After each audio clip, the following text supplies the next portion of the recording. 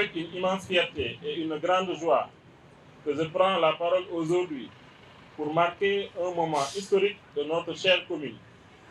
Nous sommes réunis pour célébrer la concrétisation d'un projet ambitieux et porteur d'avenir. Il s'agit de l'installation de la case numérique et du bureau économique local de Sébikotane au sein du centre socio-collectif rénové à cet effet. Cet équipement que nous inaugurons aujourd'hui, réalisé à partir d'un cofinancement, est le fruit d'un partenariat exemplaire entre la commune de Sébikotane et l'agence de développement local. Partenariat déjà mis en exergue par un récent accompagnement au profit des femmes et des tailleurs de la commune. Plus qu'une simple installation, l'événement qui nous réunit aujourd'hui est une concrétisation de la stratégie nationale de développement économique et de modernisation de nos territoires, conformément à la vision 2050 de son Excellence Bassirou Diomaye Diakhar Faye, président de la République.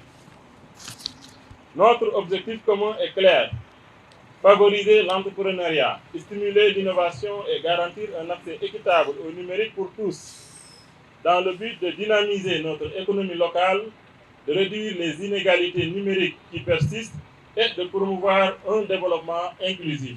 Je ne saurais terminer, mesdames et messieurs, sans vous rassurer que la commune de Sébikotane ne ménagera aucun effort pour assurer l'entretien régulier de cette infrastructure et la maintenance de ces équipements afin de les rendre durables. Cette inauguration n'est pas seulement l'aboutissement d'un projet d'infrastructure, elle symbolise le point de départ d'une transformation profonde et inclusive, celle d'une jeunesse outillée, d'une communauté connectée, d'un territoire résilient prêt à relever les défis du XXIe siècle. La commune de Sébikotane, ville centrale, reliant deux pôles stratégiques, pôle de Dakar et de Thiès, ne doit pas être en reste.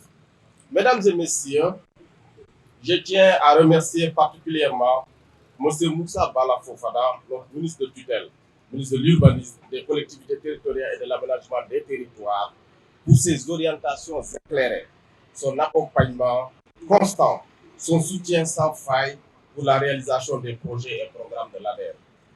En effet, dans un monde en pleine mutation où les enjeux numériques, économiques et sociaux se conjuguent, les collectivités territoriales sénégalaises sont appelées à jouer un rôle moteur dans la transformation structurelle de notre économie, conformément à l'objectif de la stratégie nationale de développement du Sénégal 2025-2029, qui est de promouvoir un développement endogène, durable, porté par des territoires responsabilisés, viables et compétitifs, et jetant les bases de la souveraineté nationale.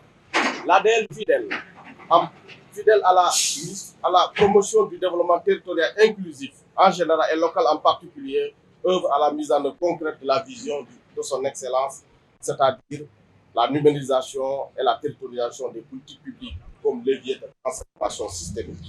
Les technologies de l'information ne sont pas un luxe, mais une nécessité de gouvernance, une participation citoyenne accrue et la création d'opportunités économiques pour la jeunesse de notre pays.